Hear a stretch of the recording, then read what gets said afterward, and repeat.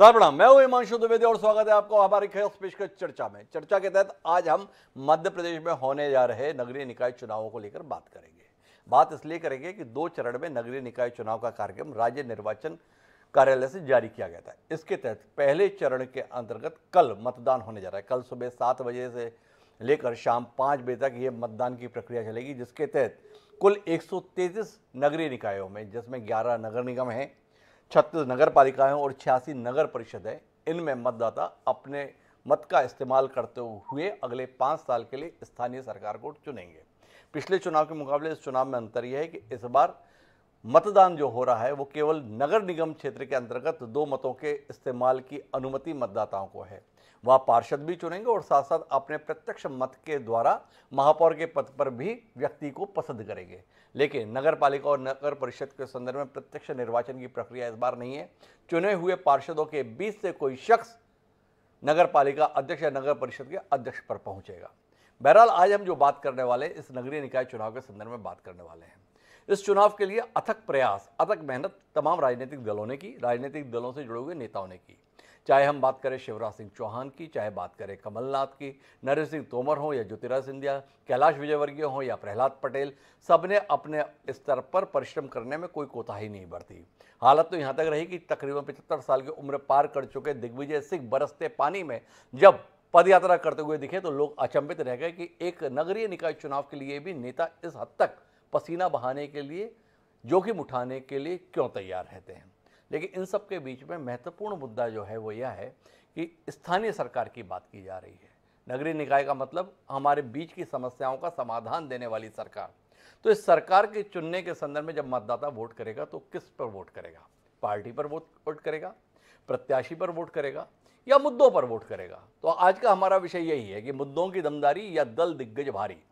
जानने में विषय है कि भारतीय जनता पार्टी लगातार बताती है जब राज्य के चुनाव होते हैं डबल इंजन की सरकार, पर इस बार जो बातचीत चली, जो मुद्दा बनाने की कोशिश की, वो चली इस बात को लेकर ट्रिपल इंजन की सरकार कि देश में भी हमारी सरकार, प्रदेश में भी हमारी सरकार और स्थानीय निकाय में भी हमारी सरकार। क्या जनता इसके आधार पर वोट करने वाली है? एक विषय है। दूसरा विषय यह है कि इसी दौरान बेतहाशा बारिश शुरू हो चुकी है और इस बारिश के चलते वो तमाम दावों की पोल खुल रही है जो दोनों ही राजनीतिक दल अपने काम के संदर्भ में जनता को बताने की कोशिश करते हैं, जहां पर भी वो सत्ता में रहते हैं। ये देखिए कितना बेहतर हमने काम किया है, कैसे हमने शहर बदल दिया, कैसे हमने गांव बदल दिया, कैसे हमने आपका इलाका बदल दिया। लेकिन जैसे ही पानी गिरा तो पता चला कुछ नहीं बदला, हालात बद से बदतर ही हुए हैं। चाहे इंदौर की बात हो, चाहे भोपाल की बात हो, चाहे ग्वालियर की हो, चाहे जबलपुर की हो, सब जगह पानी आफत के तौर पर आई। बारिश ने जो आफत मचाई जिंदगी के अंतर्गत, वो क्या मतदाताओं को मत देते समय प्रभावित करेगी, ये जानने का विषय है।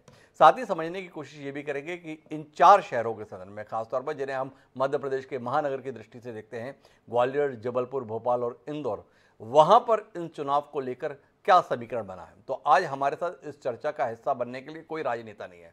हमने इन 4 शहरों के मूर्धन्य पत्रकारों को अपने साथ जोड़ा है ताकि समझ सकें दल और दिग्गजों की हैसियत इस चुनाव में क्या रहने वाली है। इस दिलचस्प चर्चा को हम शुरू करें उससे पहले लेकिन समय है आज के विचार सूत्र का। हमारा आज का विचार सूत्र ये कहता है कि विजय के सम्मुख पहुंचकर कायर भी वीर हो जाते हैं, घर के समीप पहुंचकर थके हुए पथिक के पैरों में भी पर लग जाते हैं। प्रेमचंद ने ये कमाल की बात कही थी। चुनाव का समय, अब चुनाव नजदीक आ गया है, मतदान कल होने वाला है, तो तमाम प्रत्याशी इस उम्मीद के साथ हैं कि वो जीत सकते हैं, इसलिए वो अपने परिश्रम की पराकाष्ठा पर पहुंचे हुए हैं। सब डोर टू डोर जनसंपर्क में नहीं लगे हैं, बल्कि बैठकर जमावट में भी लगे हैं कि कैसे क्या कुछ ऐसा किया जाए जिसके चलते मतदाता अगर घर से निकले तो उसी को वोट देने के लिए निकले। क्या उनकी ये कोशिशें सिरे चढ़ेगी, ये जानने में दिलचस्पी रहेगी। लेकिन इसकी रोशनी में ही हम अपनी चर्चा को आगे बढ़ाते हैं, जिसका हिस्सा बनने के लिए हमारे साथ 3 पत्रकार जुड़ चुके हैं। हमारे साथ ग्वालियर से देवश्री माली जी हैं, किसी परिचय के मोहताज नहीं। जबलपुर से चैतन्य भट्ट जी हैं। इंदौर से अरविंद तिवारी जी हैं। कुछ देर में हमारे साथ में भोपाल से दिनेश गुप्ता जी भी होंगे। लेकिन हम चर्चा की शुरुआत देवश्री माली जी से करते हैं। देवश्री माली जी पिछले दोनों अपने पारिवारिक आयोजन में व्यस्त थे, पर वो खाटी पत्रकार हैं, इसलिए चाहे जितनी भी व्यस्तता रहे पर अपनी खबरों के संदर्भ में तंत्र से विमुख नहीं होते हैं। तो उनसे समझने की कोशिश करते हैं ग्वालियर को लेकर भी और प्रदेश को लेकर भी। ग्वालियर का समीकरण यह है कि भारतीय जनता पार्टी ने तमाम प्रत्याशियों और दावों को दरकिनार करते हुए सुमन शर्मा को प्रत्याशी बनाया। उन सुमन शर्मा को प्रत्याशी बनाया जो तकरीबन आज से 25-27 साल पहले पार्षद का चुनाव जीतने में सफल नहीं रही थी। वहीं दूसरी ओर से शोभा सिकरवार हैं जो कांग्रेस पार्टी के वर्तमान विधायक सतीश सिकरवार की पत्नी है, पहले भी पार्षद रह चुकी हैं। तो आपसे जानने में दिलचस्पी है देवश्री माली जी, दो बड़े नेताओं की प्रतिष्ठा दांव पर, एक ज्योतिरादित्य सिंधिया, एक नरेंद्र सिंह तोमर, मुख्यमंत्री जी की साख दांव पर, क्योंकि वह 2023 के चुनाव के संदर्भ में सेमीफाइनल की दृष्टि से भी इसे देखते हैं। और इन सब के बीच में मुद्दों की बात आपसे जानने में दिलचस्पी है कि ग्वालियर में ये चुनाव मुद्दों पर केंद्रित हो पाया या कुल मिलाकर सतीश सिकरवार बनाम शोभा सिकरवार या सुमन शर्मा तक ही केंद्रित रह गया? क्या कहानी बनी ग्वालियर में? नहीं, देखिए, जैसा कि हमेशा से होता रहा है, ग्वालियर का चुनाव मुद्दों पर केंद्रित नहीं हो पाता स्थानीय निकाय चुनाव में। जी मध्य प्रदेश के बाकी जगह की तुलना में ग्वालियर को थोड़ा हमको अलग करके देखना पड़ेगा। जी महत्वपूर्ण बात यह है कि 55 साल से कांग्रेस ने नगर निगम में राज्य नहीं किया है। जी सबसे आखिरी बार जो 60 के और 70 के दशक के बीच का समय था, वहां उस समय डॉक्टर पापड़ीकर कांग्रेस के नेता थे, वो मेयर बने थे, रघुनाथ राव पापड़ीकर जी, रघुनाथ राव पापड़ीकर। और उसके बाद से लेकर के, और पहले मेयर जब भी जनसंघ के बने नारायण कृष्ण सेजवलकर, और उसके बाद से लेकर के नगर निगम की राजनीति में जनसंघ और फिर भारतीय जनता पार्टी की जड़ें काफी मजबूत।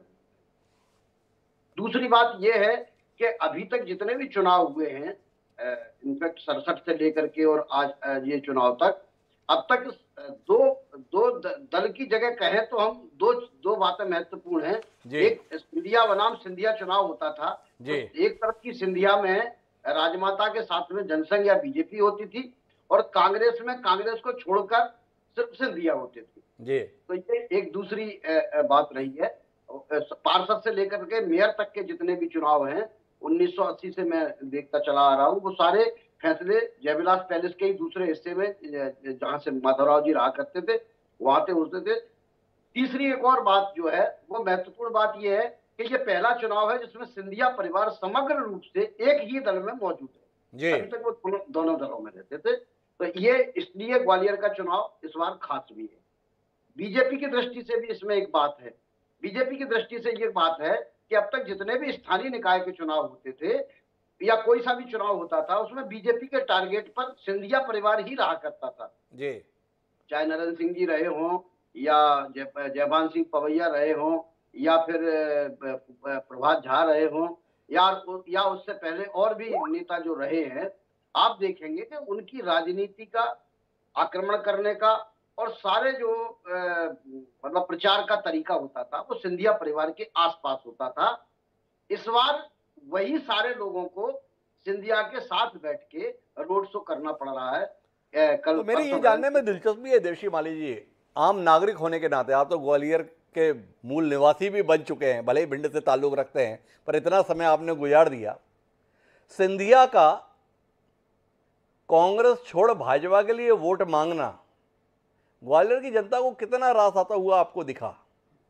ये सवाल इसलिए महत्वपूर्ण है कि जब उपचुनाव हुए थे तो जो मुख्य ग्वालियर शहर है वहां पर सिंधिया की अपील असर नहीं की थी। मुन्ना लाल गोयल चुनाव हारे और सतीश सिकरवार चुनाव जीते। आपसे जानने में दिलचस्पी है, भाजपा कार्यकर्ताओं को कितना मजा आ रहा था जब सिंधिया जी भाजपा के लिए वोट मांग रहे थे, और जनता को कितना भा रहा था जब सिंधिया जी भाजपा के लिए वोट मांग रहे थे? जानने में दिलचस्पी है हमारी।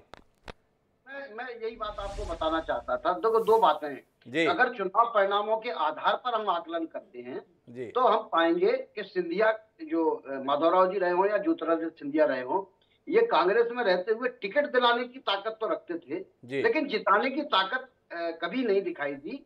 यही कारण है कि 55 साल में से ज्यादातर समय सिंधिया के पास होने के बावजूद भी ग्वालियर का कभी मेयर नहीं बना, ग्वालियर में कभी परिषद नहीं बनी। अगर वो जिताने वाली स्थिति पैदा कर रहे होते तो फिर निश्चित तौर पर इसका फर्क पड़ता। अगर हम पहले विधानसभा के 2018 के चुनाव भी देखेंगे, जिसमें से सारी सीटें ग्वालियर जिले की भारतीय जनता पार्टी से हार गई थी और कांग्रेस के पास गई थी। हालांकि उसका श्रेय सिंधिया जी को गया था और उसके पास विधायक भी सिंधिया जी के साथ चले गए बीजेपी में। लेकिन अब जब देखेंगे कि 3 विधानसभा क्षेत्रों में उपचुनाव हुए और उन उपचुनावों की स्थिति देखेंगे तो उनमें से जो सिंधिया जी के निजी तौर पर बहुत महत्वपूर्ण थे, एक मुन्नालाल गोयल और दूसरी इमरती देवी, ये दोनों अच्छे मतों के अंतर से चुनाव हारे। और प्रद्युमन सिंह चुनाव जीते तो उसके 2-3 कारण हैं। एक तो उनकी व्यक्तिगत तौर पर वहां पकड़ बहुत अच्छी है, दूसरा जातिगत समीकरण बहुत अच्छा है। तो ये यहाँ का राजनीतिक गणित है। अब आपने कहा कि कैसा लगा होगा, तो निश्चित तौर पर मैं वही बात कह रहा था कि जिन लोगों के साथ खिलाफ खड़े होकर आप वोट मांगते रहे, जब उनको बगल में खड़े करके वोट मांगेंगे तो निश्चित तौर पर दिक्कतें पैदा होंगी। और ये दिक्कतें वार्ड स्तर तक चली गई हैं और बूथ स्तर तक चली गई हैं।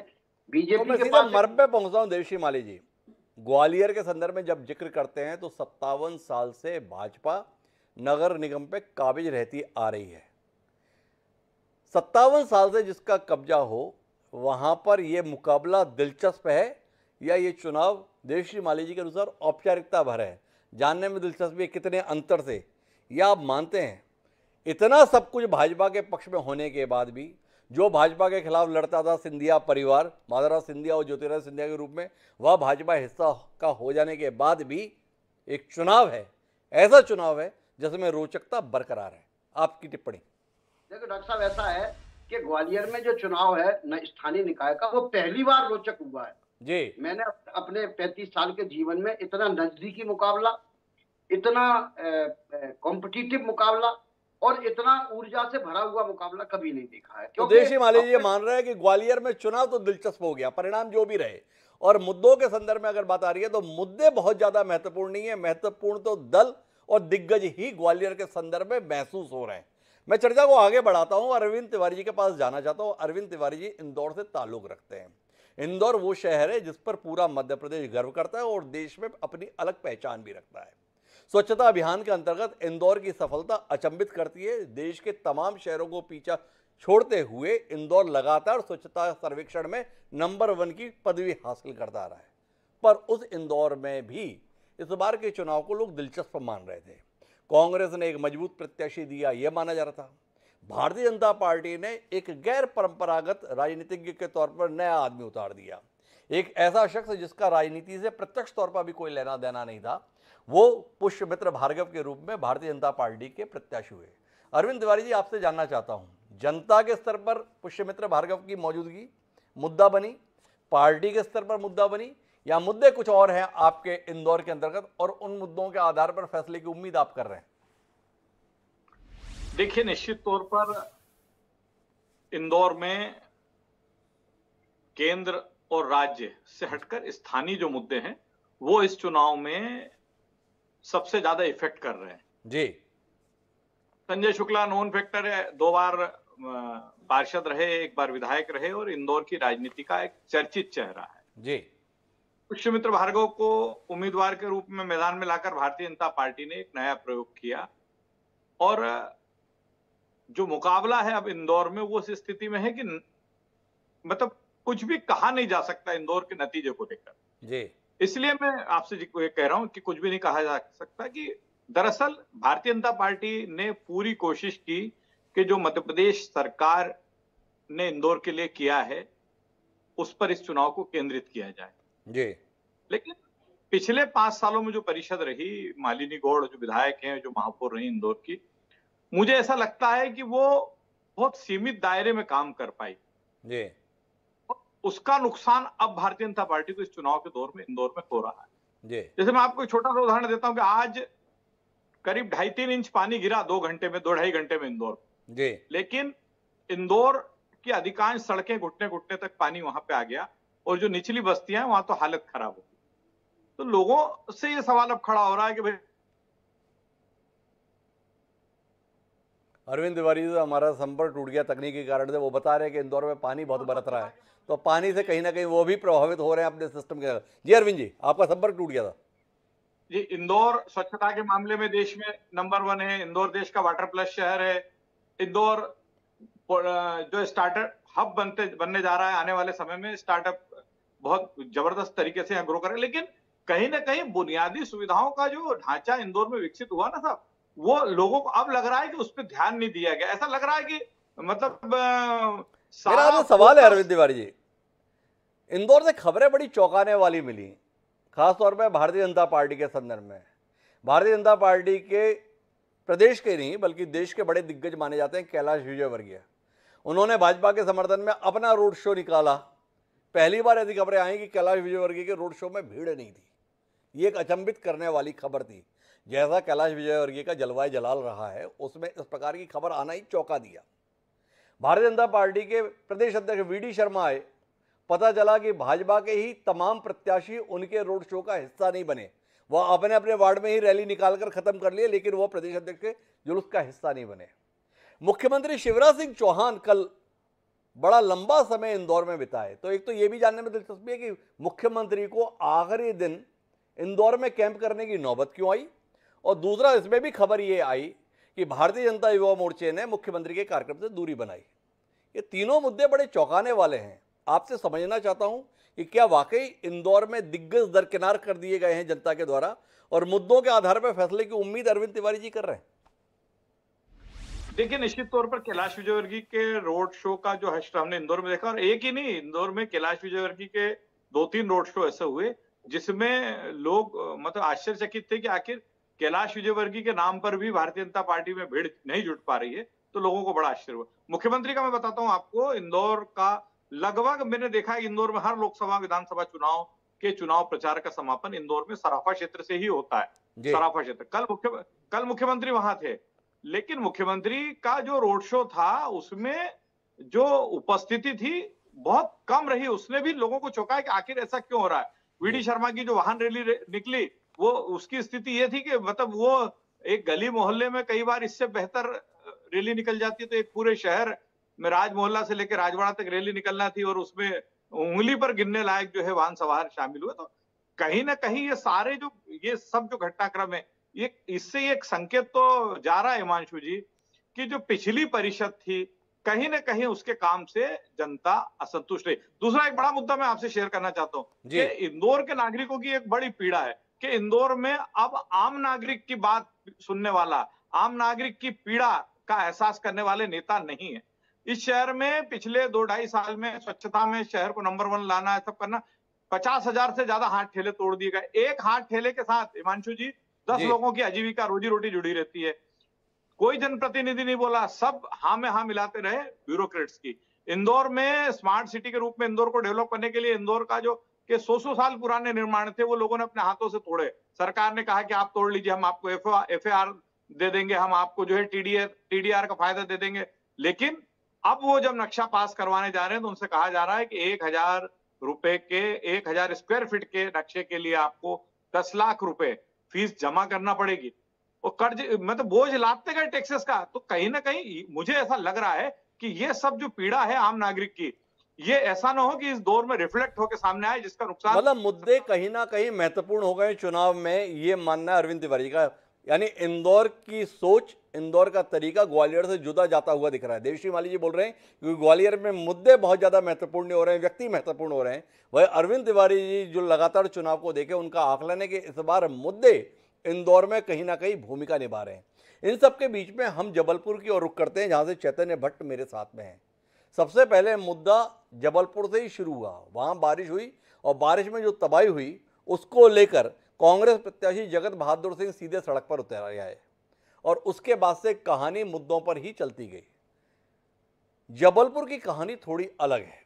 अलग इसलिए है कि जहां इंदौर और ग्वालियर में लगातार भाजपा का कब्जा चला आ रहा है, वहीं जबलपुर में मतदाता अपना मन भाजपा और कांग्रेस के संदर्भ में अदलता बदलता रहता है।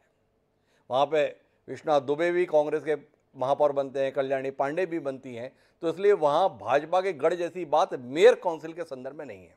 चंद्र मंडी जी, मेरी आपसे जानने में दिलचस्पी है, एक तरफ कांग्रेस पार्टी के जिलाध्यक्ष जगत बहादुर सिंह प्रत्याशी बनाए गए, वहीं भाजपा तो लगातार प्रयोग कर रही है। इस बार तो जबलपुर में भी प्रयोग किया। तमाम दावेदारों को खारिज करते हुए डॉक्टर जितेंद्र जामदार, जो मूलतः सामाजिक कार्यकर्ता हैं, संघ के स्वयंसेवक हैं, संघ के पदाधिकारी रहे हैं, उन्हें प्रत्याशी बनाया। आपसे जानना चाहता हूं, प्रत्याशी बनाने के पीछे कहीं ना कहीं इच्छा रही भाजपा की कि मुद्दों से कहीं ज्यादा महत्वपूर्ण व्यक्ति हो जाए। सफल रही भाजपा की कोशिश या नहीं रही? नहीं, देखिए हिमांशु जी, मुझे लगता है कि ये जो चुनाव है जो ये युवा वर्सेस बुजुर्ग कैंडिडेट का है। जी, अन्नू बहुत युवा है और जो जामदार साहब हैं, उनकी करीब 66 साल उम्र है। वैसे तो ये कहा गया था कि भारतीय जनता पार्टी ने कि हम 60 साल से ऊपर वालों को टिकट नहीं देंगे, लेकिन ये जो क्राइटेरिया था वो इस मामले में खत्म हो गया, क्योंकि डॉक्टर जामदार का बहुत पुराना संपर्क है संघ से, उनका परिवार संघ से जुड़ा हुआ था, वो खुद भी संघ से जुड़े हुए हैं और रोटरी वोटरी जैसी बहुत सी संस्थाओं से उनका सामाजिक ताना बाना जुड़ा हुआ है। दूसरी बात जो है, मुख्यमंत्री की सबसे ज्यादा अगर पसंद कोई थी तो वो थी डॉक्टर जामदार। तो मुझे लगता है कि काफी लंबे समय तक इस ऊहापोह में रही भारतीय जनता पार्टी के हम किसको अपना प्रत्याशी बनाएं, क्योंकि विष्णुदत्त शर्मा जो प्रदेश अध्यक्ष हैं वो अपने खास अभिलाष पांडे को टिकट देना चाहते थे। वहीं दूसरी तरफ एक युवा और भी था, कमलेश अग्रवाल, जो पहले MIC मेंबर रह चुके हैं, 2 बार पार्षद रह चुके हैं, उनका भी नाम बहुत तेजी से चला था। लेकिन इन तमाम लोगों को किनारे करके डॉक्टर जामदार को प्रत्याशी बनाया गया।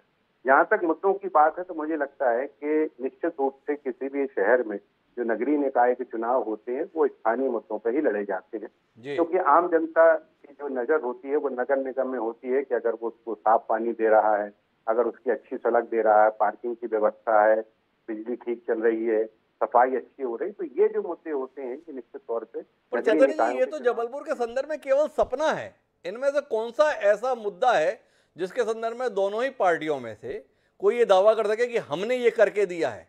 नर्मदा, जिसकी सब लोग उपासना करते हैं, पूजा करते हैं, जबलपुर में वो स्रोत तमाम दिख जाएंगे जहां सीधे गटर का पानी नर्मदा में मिलता है। सीवेज ट्रीटमेंट प्लांट तक नहीं लग सका जबलपुर के अंतर्गत। क्या बताएगा कोई जना वहां के संदर्भ में?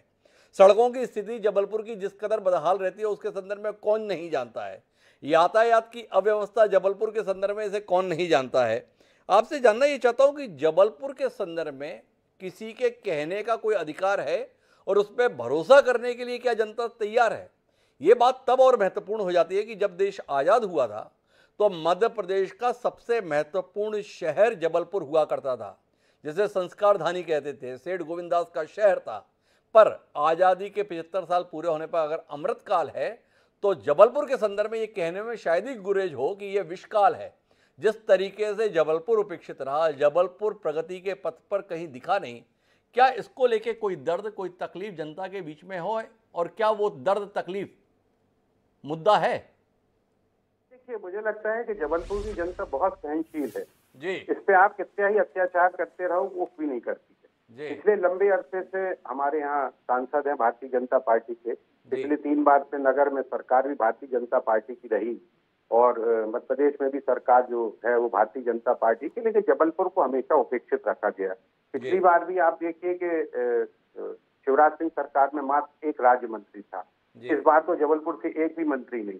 तो जबलपुर की उपेक्षा हमेशा से होती आ रही है और उसके लिए मैं समझता हूं कि जो यहाँ का नेतृत्व है वो निश्चित तौर पर जिम्मेदार है। क्योंकि आप देखिए कि इंदौर में जनता पहले सड़कों पे आती, उसके पीछे फिर जनप्रतिनिधि आती।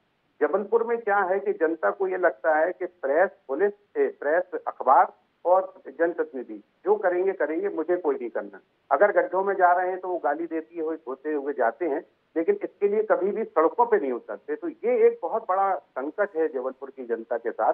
संस्कार धानी हो सकता है इसलिए नाम रख दिया हो विनोबा भावे ने कि यहाँ संस्कार है कि आप नाराज मत होइए, लेकिन मुझे लगता है कि पिछले 15 सालों में जो कुछ भी हुआ है जबलपुर में, उससे जबलपुर की तासीर और तस्वीर दोनों नहीं बदली है। आपने जैसे नर्मदा का एक उदाहरण दिया, आज भी वहाँ नर्मदा में 10 नाले हैं जो मिल रहे हैं। अभी जरूर जो हमारे प्रत्याशी हैं कांग्रेस के, उन्होंने घोषणा की है कि अगर मैं जीतता हूं तो सबसे पहली फाइल जो होगी वो नर्मदा की सफाई की होगी और उसमें मैं 1 लाख रुपया अपनी जेब से भी दूंगा। इसके पहले प्रभात साहू रहे हैं, वो भी नर्मदा के भक्त माने जाते थे, रात के 12 बज जाते थे तब भी वो नर्मदा के दर्शन करने जाते थे, लेकिन उससे कोई फर्क नहीं पड़ा। तो ये मुझे लगता है कि ये जो सारी चीजें हैं ये कहीं ना कहीं तकलीफ तो देती हैं जबलपुर वासियों को, लेकिन कहीं ना कहीं तकलीफ तो देती है। तो कुल मिलाकर हम देख रहे हैं कि मुद्दों के संदर्भ में विषय कुछ जगहों पर है, कुछ जगहों पर व्यक्ति महत्वपूर्ण है। लेकिन इस चर्चा को आगे बढ़ाते हैं। ये नगरीय निकाय चुनाव इसलिए खासे महत्वपूर्ण है क्योंकि अब आम चुनाव के संदर्भ में 1 साल का ही समय बचा है, इसलिए माना जा रहा है कि 2023 के जनादेश की झलक इस चुनाव में दिखेगी। पूर्ववर्ती नगरीय निकाय चुनाव हुए थे, सभी 16 नगर निगम पर भारतीय जनता पार्टी ने कब्जा किया था। देवश्री माली जी मेरे साथ में। श्री माली जी, आपसे जानना चाहता हूं क्या ऐसा चमत्कार दोबारा होने की उम्मीद प्रदेश के स्तर पर आप देख रहे हैं? केवल ग्वालियर की बात नहीं कर रहा हूँ। क्या आप ऐसे चमत्कार की उम्मीद के साथ में हैं कि भाजपा ये कमाल अभी भी करने वाली है? कांग्रेस बिखर गई है, कमलनाथ और दिग्विजय सिंह के भरोसे है। प्रदेश के दौरे की बात करें तो केवल कमलनाथ ने दौरे किए हैं और कोई नेता झांकने तक कहीं दिखा नहीं है। नेता प्रतिपक्ष की भूमिका में गोविंद सिंह नाम के जिस शख्स को हम जानते हैं वह ग्वालियर चंबल अंचल की सीमा से बाहर निकले नहीं हैं। क्या ऐसे हालात में भारतीय जनता पार्टी के लिए रेड कारपेट बिछा दिया गया है कांग्रेस के द्वारा, ऐसा आप मानते हैं, या आपका मानना है कि कठिन रहा है, भाजपा को अपनी सफलता को दोहराना मुश्किल जाएगा? नहीं, देखिए, दो बातें हैं। भाजपा को अपनी सफलता को दोहराना मुश्किल तो जाएगा, इसमें कोई दो राय नहीं है, लेकिन वो सफलता जीत के रूप में बदलेगी या नहीं बदलेगी ये अभी कहना ठीक नहीं है। लेकिन उसके एक एक वोट का आकलन हमको करना पड़ेगा, क्योंकि हम जानते हैं कि सत्ताधारी जो दल है और देश भर के सत्ताधारी दल किस तरह से आजकल स्थानीय निकायों पर एक तरह से कहें जितनी कब्जा करते हैं, वो आपको भी पता है, हमको भी पता है। तो इसलिए केवल कितने जीते हैं इसके आधार पर अगर हम आकलन करेंगे तो निश्चित तौर पर 2023 में जो चुनाव होने वाले हैं उनमें ये आकलन गलत साबित हो जाएंगे। हमको वोटों के बिल्कुल परसेंटेज पर देखना चाहिए, चुनाव की रणनीति पर देखना चाहिए, चुनाव लड़ने के तौर तरीकों पर देखना चाहिए। मैं आपको बताऊं कि कांग्रेस ने पहली बार, अगर मैं ग्वालियर के संदर्भ से शुरू करूं, क्योंकि बाकी विद्वान पत्रकार बैठे हैं, जैसा तिवारी जी ने कहा या चेतन भट्ट जी ने कहा, दिनेश जी भी आ गए, उनका भी स्वागत है। ये जो है ना, जिस तरह के यहाँ अगर हम सुन के अंदाजा लगाएं तो हमको साफ लग जाता है कि चुनाव जो है बहुत नजदीकी हो रहे हैं और जो बीमारियां, जो समस्याएं पहले कांग्रेस में दिखाई देती थी वो एक भले ही एक सौम्य रूप में दिख रही हो, लेकिन भारतीय जनता पार्टी, लेकिन भाजपा के कांग्रेसीकरण की बात देवश्री माली जी कह रहे हैं। मैं चर्चा को जारी रखूंगा, लेकिन मेरी बातचीत अधूरी रह गई थी क्योंकि दिनेश गुप्ता जी थोड़ी देर में जुड़े तो एक महत्वपूर्ण शहर जो प्रदेश की राजधानी है भोपाल को लेकर बात करना जरूरी हो जाता है। भोपाल भी कमाल का शहर है। भोपाल संसदीय क्षेत्र के लिहाज से लगातार भाजपा के गढ़ के तौर पर अपनी छवि बनाए हुए है। भारतीय जनता पार्टी का हर बड़ा नेता अपने आप को बड़ा नेता बनाए रखने के लिए जबलपुर से, भोपाल से चुनाव लड़ना चाहता है। इसलिए लड़ना चाहता है कि वो मानता है कि उसे केवल पर्चा भरना है, चुनाव तो वहाँ की जनता जिता ही देगी। लेकिन नगरीय निकाय के संदर्भ में ये मामला नहीं है। यहाँ पर सुनील सूद भी चुनाव जीत जाते हैं, यहाँ पर विभा पटेल भी चुनाव जीत जाती हैं, और जिन विभा पटेल ने पहले मेयर के तौर पर काम किया है, भारतीय राष्ट्रीय कांग्रेस ने एक बार उन्हें मैदान में उतारा है, और उनके मुकाबले भारतीय जनता पार्टी ने मालती राय के रूप में एक ऐसे प्रत्याशी को उतारा है जो कमोबेश सुमन शर्मा की तरह ही हैं, जो पार्षद के चुनाव में भी सफल नहीं हो पाई पीछे, उनको उन्होंने मेयर के लिए दांव पर लगाया है। आपसे जानने में दिलचस्पी है दिनेश गुप्ता जी कि भोपाल की हवा क्या बह रही है। यहाँ पर पार्टी महत्वपूर्ण है, व्यक्ति महत्वपूर्ण है। क्या शिवराज सिंह चौहान को देखकर वोट गिरना है, या कमलनाथ को देखकर वोट गिरना है, मालती राय को देखकर वोट गिरना है, या विभा पटेल को देखकर वोट गिरना है, या भोपाल के अपने मसले हैं कि भोपाल में बातें बड़ी बड़ी हैं, मेट्रो के लिए सड़कें खुद ही पड़ी हैं, पानी जरा बरस रहा है, राजधानी में रहने का भ्रम दूर हो जाता है, घरों के अंदर पानी कितने इंच ऊपर आ गया उससे अंदाज़ा लगाया जा सकता है कि सड़क पर पानी कितने इंच बरस गया है। तो ऐसे भोपाल के संदर्भ में नगरीय निकाय चुनाव को लेकर दिनेश गुप्ता जैसे पत्रकार की दृष्टि क्या कहती है, जानने में प्रदेश को दिलचस्पी है। हिमांशु जी, एक तो भोपाल हर चुनाव में लोकसभा का नतीजा आपको थोड़ा सा अलग दिखेगा, विधानसभा अलग दिखेगा, और नगरीय निकाय में आपको ट्रेंड बदला हुआ मिलेगा। इसको कभी भी किसी भी साल के आप उनके चुनावी आंकड़े देखिए, यहाँ जो है हर जो क्षेत्र है वो उसका एक अपनी तासीर है।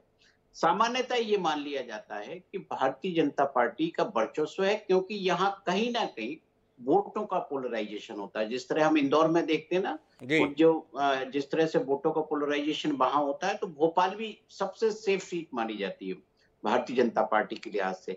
लेकिन 2018 के विधानसभा चुनाव में हमने वो नहीं देखा। जो सबसे सेफ सीट मानी जाती थी वही भारतीय जनता पार्टी को नुकसान हुआ। जब हम नगरीय निकाय में आएंगे तो बहुत सारी लोकल लीडर्स की प्रॉब्लम हो जाती है, ईगो क्लेश हो जाते हैं, और जो जिस तरह से वर्चस्व की लड़ाई पूरी पार्टी में चल रही है, जिस तरह से हर नेता अपने भविष्य को लेकर संघर्ष करता नजर आता है, तो वो भोपाल में भी इस बार जो नगरीय निकाय है तो उसका नजारा कोई बहुत ऐसा नहीं कि one sided Bharatiya Janata Party, one sided Shivraj Singh Chouhan या एक तरफा मालती जी का कोई विरोध, ऐसा भी नहीं है। क्योंकि जब हम नए भोपाल में आएंगे तो एक ट्रेंड हमको दूसरा दिखाई देगा, लेकिन जब बीएचईएल की साइड जाते हैं तो बिल्कुल बदल जाता है। और जो उत्तर भोपाल है या मध्य भोपाल है, वहां तो बिल्कुल ही तासीर बदल जाती है। यहाँ जो नतीजे हैं इतने मिक्स हो जाते हैं कि कहीं पर भी एक मुद्दा नहीं दिखता। और नगरीय निकाय में भी आप देखिए कि विकास मुद्दा नहीं है। यहाँ जितने आपने बताई, सड़क का पानी यहाँ मुद्दा नहीं है, क्योंकि यहाँ से वो लोग पूरे प्रदेश को संचालित करते हैं जो इस वक्त भोपाल में ही रह रहे हैं। उन्हें यहाँ की समस्याओं से कोई बहुत सरोकार नहीं होता, क्योंकि यहाँ तो जो लोग हैं वो अपना केवल एक जनप्रतिनिधि चुनते हैं, वो भी एक रस्मी तौर पर। इससे ज्यादा उन्हें पता है कि इस जनप्रतिनिधि की कोई अहमियत भोपाल में है नहीं। जी दिनेश जी, आपसे जो बात समझने की है मुझे वो ये है कि कुल मिलाकर भोपाल नगरीय निकाय चुनाव के अंतर्गत क्या देख रहे हैं आप दिनेश जी? क्या यहाँ पर प्रत्याशी महत्वपूर्ण है? विभा पटेल और मालती राय के बीच में द्वंद्व है। क्या प्रत्याशी की छवि, प्रत्याशी का बैकग्राउंड मायने रख रहा है, या आपको दिख रहा है कि इस चुनाव में कुछ नहीं दिख रहा है, देश की जनता जैसे तय करती है वैसे ही भोपाल की जनता तय कर रही है, भारतीय जनता पार्टी और कांग्रेस कुल मिला के फैसला इसके अनुसार आना है, या इसके इतर कोई तीसरी चीज आप देख पा रहे हैं जो हमारी दृष्टि यहाँ बैठकर नहीं जा रही है, पर आपको लग रहा है कि ये एक फैक्टर है जो इस चुनाव को प्रभावित कर रहा है? एक ही फैक्टर अभी है, वो है कैंडिडेट। जितना जो लोकल इलेक्शन है, जितने राष्ट्रीय मुद्दे हैं या जिनकी चर्चा होती है, ये कह सकते हैं कि पहली बार ऐसा है कि यहाँ वो मुद्दे जो भोपाल में होते हैं वो आमतौर पर यहाँ दिखाई नहीं दे रहे। एक तो जो कांग्रेस की कैंडिडेट है उनकी अपनी पहचान, पुरानी पहचान है, और भारतीय जनता पार्टी के कैंडिडेट के सामने पहचान का संकट है। इसलिए आप ये देखिए ना कि मुख्यमंत्री जी को अपने बड़े बड़े मेगा शो करने पड़ रहे हैं, रोड शो करने पड़ रहे हैं। दूसरे शहरों की तुलना में भोपाल पर ज्यादा फोकस करना पड़ रहा है। तो यहाँ चुनौतियां कैंडिडेट के चेहरे की ज्यादा है, और बाकी जो है पार्टी के सामने दूसरी चुनौती ऐसी नहीं है जिसे वो हल नहीं कर पाए। तो कैंडिडेट को महत्वपूर्ण मान रहे हैं दिनेश गुप्ता जी, लेकिन मैं अपनी चर्चा को आगे बढ़ाता हूं। अरविंद तिवारी जी, आपके पास जाना चाहता हूं। देश का एक माहौल है, विषय नुपुर शर्मा को लेकर चल रहा है, गुस्ताख नबी की एक ही सजा, धड़ धड़ से जुदा का नारा चल रहा है, फरमान जारी हो रहे हैं, आज इसका सर कलम कर दो तो घर दे दूंगा, आज इसका गला काट दो तो दुकान दे दूंगा। आपसे जानना चाहता हूं, क्या ये बदला हुआ माहौल भी इस नगरीय निकाय चुनाव को प्रभावित करेगा? ये जानने में हमारी बड़ी दिलचस्पी है। क्या आप मानते हैं कि ये जो माहौल है, ये माहौल किसी एक पार्टी के लिए मददगार और एक पार्टी के लिए परेशानी का सबब है, या आपको लगता है कि इस माहौल से मध्य प्रदेश के नगरीय निकाय चुनाव बहुत प्रभावित नहीं होने वाले? हिमांशु जी, मुझे तो नहीं लगता कि ये माहौल जो है ये कोई विशेष प्रभाव डालेगा। उदयपुर की घटना के बाद भी हमने लगातार, मैं ये बात इसलिए कर रहा हूँ, माफी चाहूंगा बीच में हस्तक्षेप करने के लिए अरविंद तिवारी जी, कि कल हमारी बातचीत हो रही थी नरेंद्र सिंह तोमर जी से, भारतीय जनता पार्टी के दिग्गज राजनेता हैं, केंद्रीय मंत्री। जब उनसे सवाल किया कि इस चुनाव को आप किस दृष्टि से देखते हैं, क्या ये स्थानीय स्तर पर है, या ये शिवराज सिंह के कामकाज को लेकर है, या ये नरेंद्र मोदी के कामकाज को लेकर, उन्होंने कहा कुल मिला के भारतीय जनता पार्टी का चुनाव है, लोग भारतीय जनता पार्टी को वोट देते हैं, जैसे ही कमल आ जाता है लोग कमल को वोट देते हैं। तो आपसे जानना चाहता हूं इसलिए कि क्या आप मानते हैं कि ये माहौल जिसमें दूरियां इतनी बड़ी हुई हैं इस चुनाव में असर दिखाएगी? नहीं, मुझे नहीं लगता हिमांशु जी कि ये माहौल, मतलब मैं इंदौर के बारे में ही बोल पाऊंगा जी, तो मुझे नहीं लगता कि ये माहौल को यहाँ असर दिखा पाएगा। उदयपुर की घटना के बाद भी बड़ी बातें हुई कि उदयपुर की घटना का रिएक्शन ये वो, और मध्य प्रदेश और राजस्थान की जो कनेक्टिविटी है, लेकिन मुझे नहीं लग रहा। इंदौर में मुख्य मुद्दा जो है ना, दोनों बहुत ही स्थानीय स्तर के जो मुद्दे हैं वो इस चुनाव को प्रभावित कर रहे हैं, उम्मीदवार प्रभावित कर रहे हैं। और संजय शुक्ला के बारे में जैसा मैंने आपको बताया, पश्चिम मित्र भारत को, तो कहीं ना कहीं सारा आकलन जो है ये उम्मीदवारों पे, स्थानीय मुद्दों पे, इन्हीं पे चल रहा है। दूसरा ये कि कहीं ना कहीं हिमांशु जी एक बात और रहती है कि 85 वार्ड है इंदौर में जी, और ये जो पार्षदों के जो टिकट वितरण होते हैं ना कहीं ये भी बहुत इस इलेक्शन को इफेक्ट करते हैं जी। इंदौर में इस बार ये देखने को मिल रहा है कि भारतीय जनता पार्टी के जो विधायक है और जो हारे हुए उम्मीदवार है, जिनको भी भाजपा में विधायक ही माना जाता है, हारे हुए विधायक कहा जाता है, ये एक नई टर्मिनोलॉजी जो है भाजपा ने इजाद, हारे हुए विधायक। तो हारे हुए विधायक और जो निर्वाचित विधायक है, इन्होंने पार्षदों के टिकट के मामले में अपनी खुली दादागिरी की, बिल्कुल यही शब्द में उपयोग करूंगा कि इन्होंने अपनी राजनीतिक दादागिरी। पार्षदों ने कहा है कि मेरे विधानसभा क्षेत्र में 13 वार्ड हैं और इन 13 वार्डों में जिसे मैं कहूंगा उसे ही टिकट देना पड़ेगा। आश्चर्य आपको होगा कि सुमित्रा महाजन, कृष्ण मुरारी मोघे, शंकर ललवानी, इन नेताओं को अपने एक एक दो समर्थकों को एडजस्ट कराने में पसीना आ गया। तो इस विधायकों की जो दादागिरी थी हिमांशु जी, उसका नतीजा हुआ कि कई अच्छे दावेदार, कई अच्छे नेता जो अच्छे उम्मीदवार हो सकते थे, उनको पार्टी को दरकिनार करना पड़ा और विधायकों के चहेते टिकट पा गए। अच्छा, इनसे न उस क्षेत्र के रहवासी खुश हैं। दूसरा है कि जिन उम्मीदवारों का, जिन दावेदारों का टिकट करके काट के इनको टिकट दिया, वो इनका काम नहीं कर रहे हैं। तो बड़ी विचित्र, और यह इन वार्डों में जो गड़बड़ी हो रही है ना कहीं उसका भी नुकसान ऐसा कांग्रेस में भी हुआ, लेकिन कांग्रेस में कम हुआ है, भारतीय जनता पार्टी में ज्यादा हुआ। तो इसका नुकसान भी जो है महापौर पद के उम्मीदवारों को नुकसान हो रहा है। कुल मिला के पार्षदों के टिकट भी कहीं ना कहीं एक फैक्टर के तौर पर काम कर रहे हैं। ये आकलन अरविंद तिवारी जी का है। एक विषय पर और दृष्टि चाहिए, उसके लिए मैं चैतन्य भट्टी जी आपकी टिप्पणी चाहता हूं।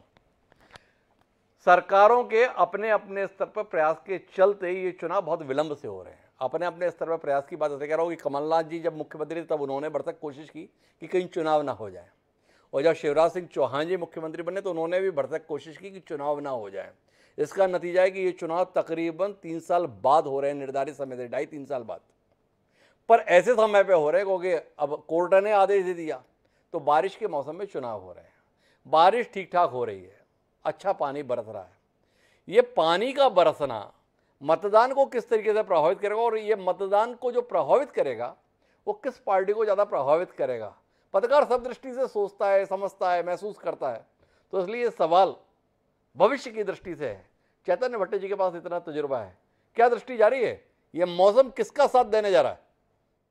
नहीं, देखिए हिमांशु जी, कांग्रेस तो चाह रही थी कि लगातार पानी बरसे, क्योंकि अगर लगातार पानी बरसेगा तो भारतीय जनता पार्टी के कामों की पोल खुल जाएगी। वहीं दूसरी तरफ भारतीय जनता पार्टी चाह रही थी कि 6 तारीख तक पानी न बरसे, क्योंकि पानी में जो स्थिति बनी है जबलपुर की, पूरा शहर तालाब में तब्दील हो गया था। कहा जाता है कि 52 साल तलैया का शहर था ये।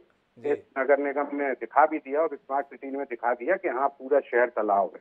तो मुझे लगता है कि अगर कल बारिश होती है, अभी आज 2 दिन से बारिश नहीं हो रही है, अगर कल बारिश होती है तो भारतीय जनता पार्टी की एक बड़ी खासियत मैं जानता हूं और समझता हूं कि वो घरों से निकाल के ले जाते हैं लोगों को, और एक कमिटेड वोट जो है वो चाहे पानी बरसे चाहे कोई भी परेशानी हो, वो निश्चित तौर पे वोट देने के लिए जाता है।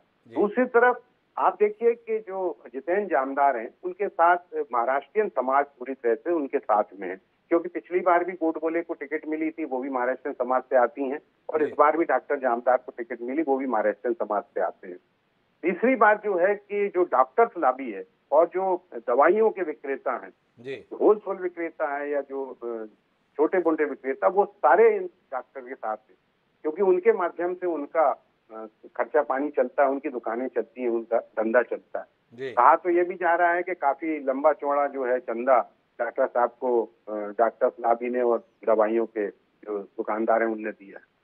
लेकिन मुझे लगता है कि भारतीय जनता पार्टी के जो कमिटेड वोट होते हैं वो कहीं ना कहीं इस चुनाव को प्रभावित करेंगे, क्योंकि कांग्रेस में मुझे लगता है कि देखिए 4 चेहरे हैं इस समय चुनाव में, जबलपुर में 4 चेहरे हैं।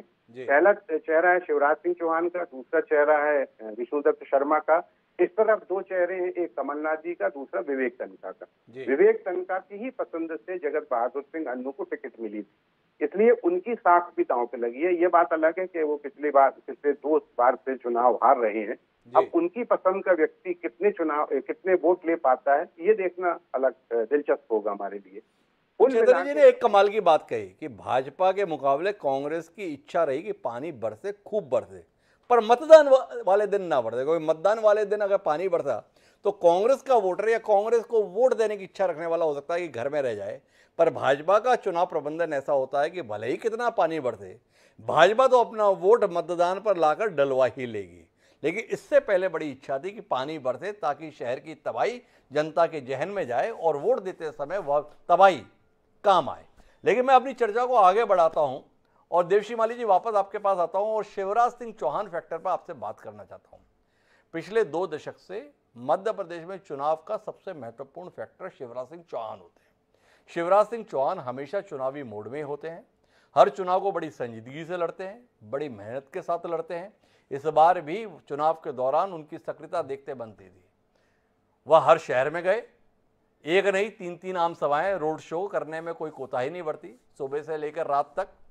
तो आपसे जानना ये चाहता हूं कि शिवराज सिंह चौहान क्या इस चुनाव में फैक्टर हैं कि आप इनकार करेंगे कि नहीं, भले ही कितनी मेहनत कर लें, वोट तो स्थानीय मुद्दे पर होने वाला है, इसलिए अगर परिणाम सकारात्मक या नकारात्मक, शिवराज सिंह चौहान प्रभावित तो होंगे?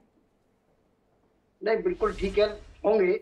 लेकिन यह भी सबको पता है कि ग्वालियर के में शिवराज सिंह चौहान फैक्टर का कोई अर्थ नहीं है जी। ग्वालियर में मुख्यमंत्री का, चाहे वो दिग्विजय सिंह जी रहे हो, अर्जुन सिंह जी रहे हो, श्यामाचरण जी रहे हो, प्रकाश चंद्र सेठी रहे हो, इनका भी कोई बहुत ज्यादा महत्व नहीं रहा है, क्योंकि ग्वालियर की राजनीतिक कनेक्टिविटी और ताकतवर नेताओं की स्थिति ऐसी ही रही है। जब सेठी जी और शुक्ला जी हुआ करते थे तो ग्वालियर के कक्का डोंगर सिंह जैसे आदमी के इंदिरा गांधी और जवाहरलाल नेहरू से संबंध हुआ करते थे और वो डायरेक्ट उनसे मिल के बात करते थे। अगर हम दिग्विजय सिंह से लेकर कमलनाथ तक की बात कर लें, कांग्रेस के ही मुख्यमंत्रियों की बात कर लें, तो हम देखेंगे कि ये भी यहाँ किसी से पूछ के ही आते थे और कभी कभी तो ऐसा होता था कि एयरपोर्ट से ही वापस चले जाते थे अगर इजाजत नहीं मिलती थी। ठीक है, अब ये सारी समस्याएं बीजेपी के साथ आ गई। ग्वालियर क्या है, नेताओं का शहर है जी। जैसा कि अभी उन्होंने बताया ना दिनेश जी ने कि भोपाल में स्थानीय स्तर की राजनीति को कोई स्थान ही नहीं है। वो मेयर होता तो है लेकिन कौन होता नहीं पता चल पाता, क्योंकि वहां मुख्यमंत्री रहते हैं और इतने बड़ी बड़ी नाली का भी उद्घाटन करने पता लगा मुख्यमंत्री चले जाते हैं। ग्वालियर में भी यह विडंबना है कि यहाँ जो है नेताओं की भरमार है। यहाँ बहुत सारे ऐसे नेता हैं जो मोहन भागवत जी से डायरेक्ट टेलीफोन पर बात कर सकते हैं। यहाँ बहुत सारे ऐसे नेता हैं जिनके सामने, दरवाजे के सामने, हमने आज के बड़े बड़े जो राष्ट्रीय स्तर के नेता हैं ग्वालियर के, उनको खड़े हुए घंटों देखा है। आज भी वो अगर उन सामने पड़ते हैं तो उनको खड़ा होना पड़ता है। तो लेकिन इनके अंदर ईगो क्लेश जो है चलते रहते थे। इस बार का चुनाव थोड़ा और भी अलग है। इस बार का चुनाव ये है कि भारतीय जनता पार्टी वर्सेस भारतीय जनता पार्टी में भी है, क्योंकि देखिए कांग्रेस से गए लोग हैं, उनकी राजनीति करने का अपना एक तरीका था। भारतीय जनता पार्टी का ग्वालियर गढ़ है, आरएसएस का गढ़ है, उनका राजनीति करने का अपना एक तरीका था। अब प्रभावित किसका तरीका हो रहा है? भारतीय जनता पार्टी का तरीका ही प्रभावित हो रहा है। भारतीय जनता पार्टी संगठन पर केंद्रित करके राजनीति करती थी, संगठन पर केंद्रित करके प्रत्याशियों का चयन करती थी, लेकिन इस बार नहीं कर पाएगी, क्योंकि किसी को लाए हो तो उसका शेयर भी देना पड़ेगा 25%। तो 25% शेयर में 18 टिकट चले गए।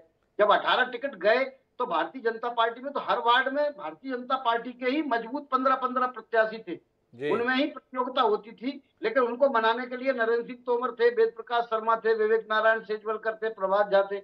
अब इनको मनाने के लिए किसको जाएं जब टिकट ही दूसरे को चला गया है, तो वो क्या जवाब देंगे? तो वहां हर वार्ड में अलग अलग परिस्थिति है। यहाँ ये उनके साथ चले गए हैं कांग्रेस के साथ, तो वहां वो कांग्रेस के साथ चले गए हैं। हर वार्ड में कमोवेश यही स्थिति बन के रह गई है। जहां सिंधिया के लोगों को टिकट मिला है वहां भारतीय जनता पार्टी के लोगों में उत्साह बहुत कम है। बड़ी संख्या में कार्यकर्ता जो है दूसरे लोगों के साथ जा रहे हैं, कई तो निर्दलीय होकर ही चुनाव लड़ रहे हैं। अब आए हम सतीश सिकरवार के साथ। सतीश सिकरवार मूलतः भारतीय जनता पार्टी से आए हैं। भारतीय जनता युवा मोर्चा की तरफ से प्रदेश के महामंत्री थे और प्रदेश में ग्वालियर में वो भारतीय जनता युवा मोर्चा के प्रभारी थे। गली गली में, वार्ड में और बूथ बूथ की रणनीति में उनका दखल है। वो इतना सौजन्य व्यवहार रखने वाले आदमी है कि कार्यकर्ताओं से, कांग्रेस के कार्यकर्ताओं से उनका भले ही कम हो लेकिन भारतीय जनता पार्टी के कार्यकर्ताओं से उनके बहुत अच्छे संबंध है। राजनीति में जिस तरह का उतार चढ़ाव और आया राम गया राम चल रहा है, तो अफवाह ये भी चलती रहती है, पता नहीं सतीश भाई साहब कब आ जाएंगे। भाई साहब इसलिए अपन तो उनके साथ ही देख लेते हैं। तो ये सारी जो परिस्थितियां हैं, इन परिस्थितियों की बात है, पर इनके बीच में एक विषय बड़ा महत्वपूर्ण है इन चारों सीटों के संदर्भ में, वो है सांसद की भूमिका के संदर्भ में। बारी बारी से एक आखिरी बिंदु पे बात इन सांसदों की हैसियत को लेकर भी कर लेते हैं। चारों जगह पे भारतीय जनता पार्टी का सांसद है, लेकिन उसकी इस चुनाव में कोई हैसियत है कि नहीं है, ये जानने में हमारी दिलचस्पी है। शुरुआत देवश्री माली जी से ही करते हैं। वो उल्लेख कर रहे थे कि कौन कौन ग्वालियर का मेयर रहा, उसमें उन्होंने एक नाम लिया, नारायण कृष्ण शेजवलकर। बहुत बड़े नेता हुआ करते थे। एक समय था ग्वालियर चंबल अंचल की सभी 32 टिकट एन.के. शेजवलकर के द्वारा ही बांटी जाती थी।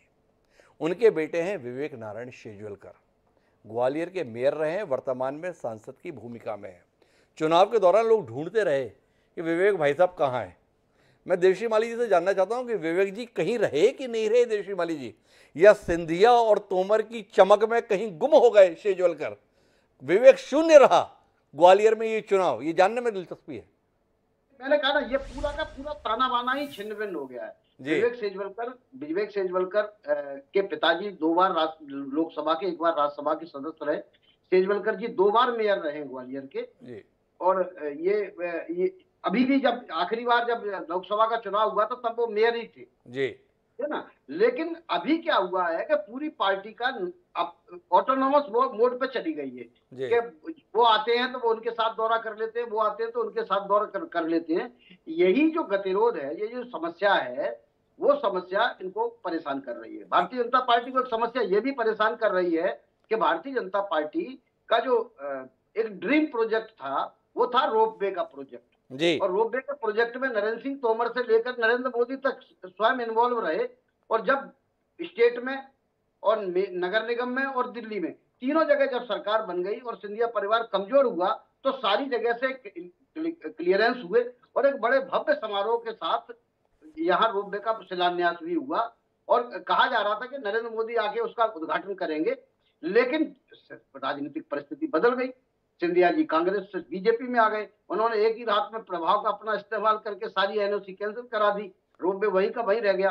तो अब लोग जवाब नहीं दे पा रहे हैं। जब उनके ही कार्यकर्ता उनसे पूछते हैं, चाहे विवेक सेजवलकर हो, क्योंकि विवेक सेजवलकर के पिता जब मेयर बने थे पहली बार, तब रोपवे का प्रोजेक्ट जनसंघ ने उसमें रखा था, तब से वो धक्के खा रहा था। अब पहली बार मोड पे आया था तो वो भी चला गया। तो 50 साल बाद ग्वालियर की यात्रा को अब बखान किया है देवश्री माली जी ने कि 50 साल से जिस ग्वालियर पर भाजपा का कब्जा है, एक रोपवे तक 50 साल में नहीं बन सका है।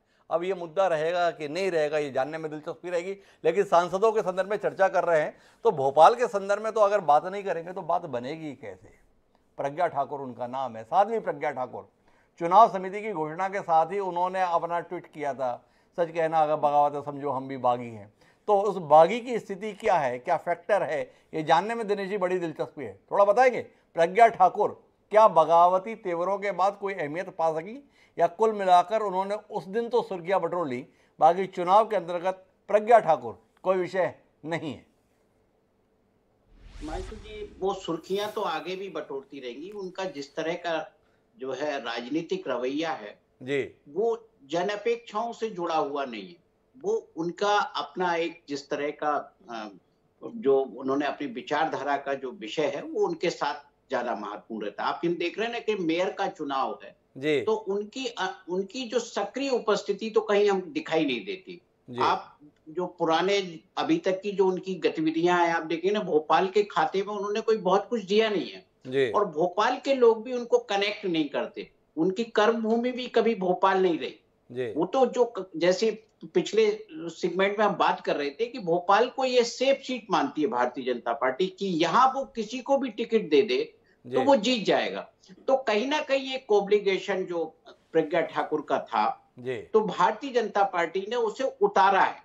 और वो मुझे लगता है ये उनका पहला और आखिरी चुनाव था। जिस तरह से प्रधानमंत्री जी ने उनके रवैयों को लेकर नाराजगी जाहिर की थी, उन्होंने महात्मा गांधी जी पर जब टिप्पणी की थी, तो बहुत ज्यादा उनका जो कंसर्न अब बचा नहीं है। इसलिए आप ना तो उनकी राजनीतिक कोई उपस्थिति देखते, ना इस चुनाव में उनकी कोई बहुत ज्यादा महत्वपूर्ण भूमिका है। तो दिनेश जी सीधे तौर पे कह रहे हैं कि उनको तो ओबलाइज किया था, ओबलाइज कर दिया, इतना बहुत है, अब इससे ज्यादा महत्व की बात कहां से कर सकते हैं। लेकिन भोपाल से निकलकर जब इंदौर की तरफ जाते हैं तो वहां पर केवल सांसद महत्वपूर्ण नहीं है, वहां पर 3 लोग महत्वपूर्ण थे। पहले 2 लोग थे, पिछले लोकसभा के बाद 3 लोग महत्वपूर्ण हो गए। एक ताई, दूसरे भाई, तीसरे साईं। अरविंद तिवारी जी थोड़ा बताएंगे, ताई, भाई और साईं कई फैक्टर हैं इस चुनाव के संदर्भ में, या तीनों ही फैक्टर से बाहर है? देखिए, ताई तो इस चुनाव में कोई फैक्टर है नहीं जी। उनकी 1-2 वार्डों तक रुचि थी, वो अपने समर्थकों को वहां टिकट दिलाना चाहती थी। 1 आध वार्ड में उनके समर्थक को एडजस्ट कर लिया गया बड़े उनके आग्रह के बाद जी। महत्वपूर्ण फैक्टर है इस चुनाव में, क्योंकि भाई ने इस चुनाव की पूरी कमान, पुष्यमित्र भार्गव के चुनाव की पूरी कमान कैलाश विजयवर्गीय के हाथों में है। कैलाश विजयवर्गीय वार्ड स्तर पर रोड शो कर रहे हैं। अभी तक आज दोपहर तक जो उनको लग रहा था कि कुछ वार्डों में यदि बागी मान जाते हैं और बैठ जाते हैं तो उसका फायदा मिल जाएगा, तो आज दोपहर तक इस कवायद में लगे थे। सारे इस पूरे इलेक्शन का मैनेजमेंट भाई के हाथ में। जी। शंकर ललवानी के बारे में मैं आपको बताऊं, इंदौर के सांसद की 4 नंबर विधानसभा क्षेत्र जो जिसपे उनकी निगाहें, लोग कहते हैं कि भविष्य में यदि कभी उनको विधानसभा चुनाव लड़ना पड़ा तो इंदौर 4 से विधानसभा चुनाव लड़ेंगे वो जी। उस 4 नंबर विधानसभा क्षेत्र में एक टिकट दिलवा पाए शंकर ललवानी, और इंदौर में कुल 3 टिकट, 85 वार्डों में 3 टिकट उन्हें मिले, वो भी बहुत लड़ने झगड़ने और अपना आक्रोश दिखाने के बाद कि आखिर मैं भी सांसद हूं, मेरी तो सुनिए और किसी मेरे समर्थक को भी तो टिकट दीजिए। तो भाई फैक्टर है, बिल्कुल महत्वपूर्ण फैक्टर है इस चुनाव में, ताई कोई फैक्टर नहीं है। और सांसद शंकर ललवानी जैसे तैसे मतलब कहा जाए कि अपनी बात मनवाने तो में कुल मिला के भाई फैक्टर हैं, ताई और साईं को फैक्टर के तौर पर खारिज कर रहे हैं। हालांकि साईं अपनी तरफ से कोशिश कर रहे हैं कि उन्हें भी किसी गिनती में रखा जाए। तो 3 टिकट उनके खाते में गिनती के लिए आए हुए हैं, ये अरविंद तिवारी जी बता रहे हैं। पर मैं चेतन जी के पास जाऊं उससे पहले जानना चाहता हूं आपसे, अरविंद तिवारी जी, ये भाई पुष्यमित्र के लिए इतने क्यों लगे हैं? ये जानने में बड़ी दिलचस्पी है। क्या इसलिए लगे हैं कि भले ही पुष्यमित्र उनके प्रत्याशी ना हो पर भाजपा की जीतने की संभावना बहुत है, तो भाई चाहते हैं कि जीते तो कम से कम ये एहसान तो रहे कि मैंने तुम्हारे लिए मेहनत की थी इसलिए जीते हैं, अगले 5 साल तक इंदौर पे कब्जा रहे इसलिए लगे हैं, या कोई और फैक्टर ऐसा है जिसे अरविंद तिवारी जी देख पा रहे हैं जो हम यहाँ बैठकर नहीं देख पा रहे हैं? है क्या जिसके कारण भाई इतने लगे हैं? देखिए, कैलाश विजयवर्गीय का एक दर्द है। वो जब 5 साल महापौर रहे और उसके बाद उन्होंने सुमित्रा महाजन जी के जो दावेदार थी उस समय की चुनाव महापौर पद की, अंजू माखीजा, उनको दरकिनार करवाकर उमा शशि शर्मा को टिकट दिलवाया था जी। 15 साल पुरानी बात मैं कर रहा हूं जी। लेकिन 5 महीने बाद ही उमा शशि शर्मा कैलाश विजयवर्गीय का पाला छोड़ के चली गई जी। बहुत सारे कारण है उसके। कैलाश विजयवर्गीय हमेशा चाहेंगे, उसके बाद कृष्ण मुरारी मोघे महापौर बने, वो इतने बड़े लीडर थे, उनकी पॉलिटिकल हाइट इतनी थी कि उनको कंट्रोल करना कैलाश विजयवर्गीय के बाद बस की बात नहीं थी। मालिनी गौड़ बनी तो इंदौर की राजनीति में मालिनी गौड़ के पति लक्ष्मण सिंह गौड़ और कैलाश विजयवर्गीय हमेशा 2 ध्रुव रहे, दोनों की कभी पटी नहीं। तो मालिनी गौड़ ने भी कैलाश विजयवर्गीय से दूरी बनाकर ही चली। कैलाश विजयवर्गीय हमेशा इंदौर नगर निगम की सत्ता पर अपना कब्जा चाहते हैं। महापौर रहते हुए उन्होंने ये एहसास कर लिया, उन्हें इस बात का एहसास हो गया कि यदि आपको इंदौर की राजनीति करना है तो इंदौर नगर निगम पर आपका कब्जा होना जरूरी है, और यही कारण है पुष्यमित्र। तो कुल मिलाकर पुष्यमित्र भार्गव महत्वपूर्ण नहीं है, कैलाश विजयवर्गीय को एहसास है कि इंदौर नगर निगम का वहां की सियासत में महत्व क्या है, इसलिए कैलाश विजयवर्गीय ने प्रण प्राण से कोशिश कर रखी है कि पुष्यमित्र भार्गव चुनाव जीतने में सफल रहे। आखिरी टिप्पणी के लिए मैं चैतन्य भट्टे जी आपके पास आना चाहता हूं, जबलपुर की कहानी को समझने के लिए। राकेश सिंह भी एक नाम है जिसको उसकी वरिष्ठता के अनुसार भाजपा में सम्मान नहीं मिला है, उन्हें मंत्रिमंडल में होना चाहिए था, ऐसा मानने वाले बहुत लोग हैं, लेकिन उनके पास में कहीं स्थान हो ऐसा दिखता नहीं। क्या इस चुनाव में राकेश सिंह की पसंद उम्मीदवार की शक्ल में है? क्या राकेश सिंह किसी भूमिका में है, या राकेश सिंह चूंकि एक समर्पित कार्यकर्ता हैं इसलिए पार्टी के फैसले को शिरोधार्य मान अपनी उपस्थिति दर्ज करा रहे हैं? है क्या सांसद की हैसियत और उपस्थिति? नहीं, देखिए हिमांशु जी, जहां तक राकेश सिंह का सवाल है तो 4 बार के सांसद हैं। निश्चित रूप से जबलपुर की जनता ये चाहती थी कि उनको मंत्रिमंडल में स्थान मिले, क्योंकि आप देखिए कि दमोह से मंत्रिमंडल में स्थान है, मंडला से मंत्रिमंडल में स्थान है, लेकिन जबलपुर से आज तक कभी केंद्रीय मंत्रिमंडल में किसी को स्थान नहीं मिला। तो ये अपेक्षा तो थी जबलपुर की, लेकिन चूंकि राकेश सिंह के संग एक प्रॉब्लम ये है कि उन्हें अपनी कोई लॉबी नहीं बनाई जी।